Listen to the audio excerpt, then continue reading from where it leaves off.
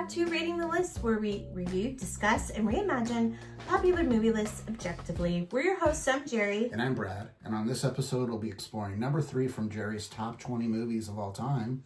Her number 3 is Dirty Dancing, released in 1987, directed by Emile Ardolino, written by Eleanor Bergstein, edited by Peter C. Clarke, starring Patrick Swayze, Jennifer Grey, Jerry Orbach, and Cynthia Rhodes.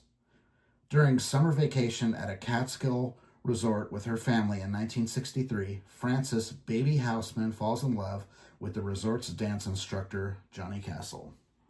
So we've already talked about this one previously. So this was on the AFI romance movies list and way too low. It was, I think, was at number 90 on that list. No, it was even lower than that. It was like 94. Yeah, and when we redid it, it was in the top 10. So yes. Let's just say we like this movie. So I know you really like the movie. I just haven't quite figured out why this movie is so high up there for you. Is it that when it came out, was it like kind of a formative movie for you? Yeah. So it came out, let's see, when did it come out? 87? So we were in junior high. We were in junior high, and I, loved the music and the dancing aspect of the movie. I loved the kind of, bad guy of Patrick Swayze. He's a bad boy. He's bad boy. And I liked the story it told. It wasn't until recently, like, they re-released it in the movie theater for one of those, like, flashback nights or whatever, and I watched it with my niece. And I'm like, whoa, this has some heavy content in it, really does. I didn't realize that when I was younger and I watched it. Yeah, I think I just kind of glazed over it. There's the whole, abortion. Yeah, the whole abortion thing, and which was very of its time. And, I really enjoyed this movie. It's a great love story. And what I like about it too is, like, that it's ending and, baby's not going to be in the Catskills forever. Yeah, but I don't think when you're watching that the first time, that it even occurs to you that, like, this is them, this is this summer. Yeah. And she's going to go on and finish high school. And be in the Peace Corps. And that's it for them. Yeah, yeah. But it's just them, they're very opposite of each other. Mm-hmm.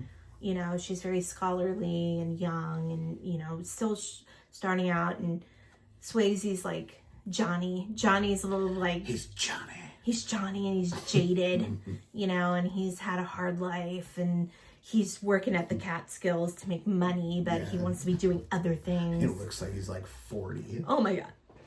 First of all, there's a meme out there about this movie about when you're older and you watch it, you totally understand where her dad's coming from, and that's so true. It's so true. She's going around like with asking for money for somebody's abortion, like. Yeah, and then she's like, like sleeping with the instructor who's like way older than her. Yes, and just like how Top Gun had a sexual influence on me when I was a kid, this movie did too. There's that scene. She goes to his bungalow, and she is like, I'm so afraid I'm going to leave here and never feel the way I feel when I'm with you. And then they just like have this sensual dance. I'm all about that. You were crazy for Swayze. Yeah, I was. I was crazy for Swayze. It's just it's a coming of age, it's a romance, They have so much chemistry. And didn't they like hate each other or something? That's a rumor. Yeah. But who knows? Which always works. I mean, like that. Yeah. Like Richard Gere and Deborah Winger. They absolutely hate each other. Yeah. So it works. It works. It's a really good story. It's a bit wholesome in a weird way. It's just about this girl. I think it's empowering to some extent. Like, the thing I like about it is he treats her with respect. He has a respect for women Mm-hmm. that I don't think like a lot of men of that time necessarily did. True. Like, his the Cynthia Rhodes character, he obviously has a lot of, Yeah, they were best friends, basically.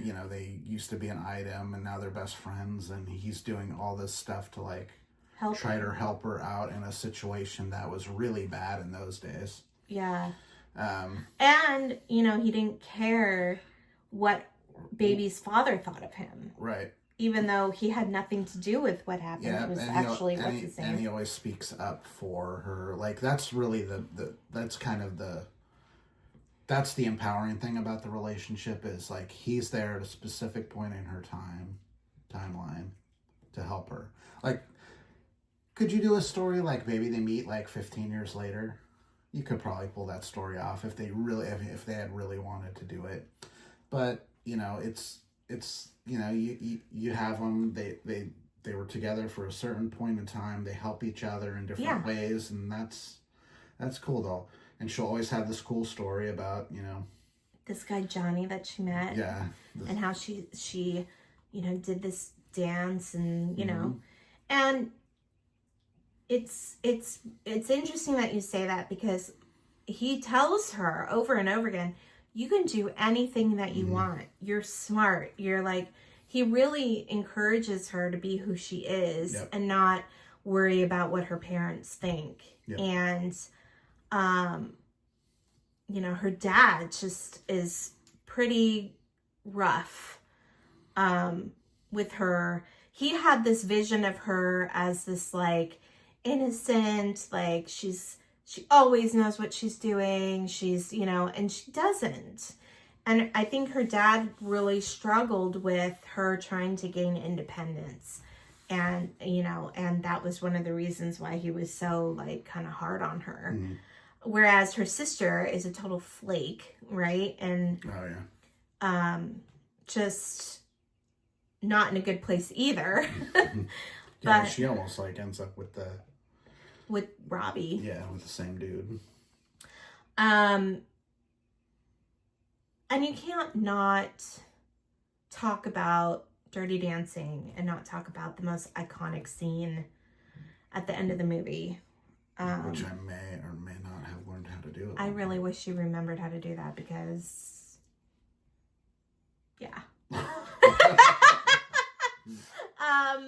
Anyway. If I showed some of that Swayze energy, bring the passion back. Oh my God. Swayze energy. Yeah, I mean, that whole scene with the dancing and at the end, and she's doing all the right moves, and it's just, it's really good. It's a good movie. It's just such a good movie. Yeah. I scored it with a 67.4. All right. Really? Yeah, I mean, Was it in your top 100? It was in my top 100. I think it was number 57. Okay. So, That's not bad. No, it's in there. Okay. I like a movie. Some of the technical aspects of this movie are not amazing. Yeah. I mean, the more amazing technical parts of it are like the choreography and things like Oh, that. yeah. Which are stuff we don't always talk about when we're talking about movies, because, it's not in every movie. Right. But I mean, like, it's pretty well written. I mean, there's not a whole lot to the direction in this one. I mean, in terms of moving the camera around or whatever. True. The direction of character is what is done fine. There's not a whole lot of editing stuff. So, it's just in that, you can't really score it super high on that I scale. understand. But yeah, it's no Terminator 2. It's no Terminator 2. Can you imagine like Terminator 2, like with like dance sequences? Sarah Connor's all buffed out, like. Oh, yeah. And I had the time of my life. She's just like blowing shit up. Yeah, she's like. Oh my God. That's great.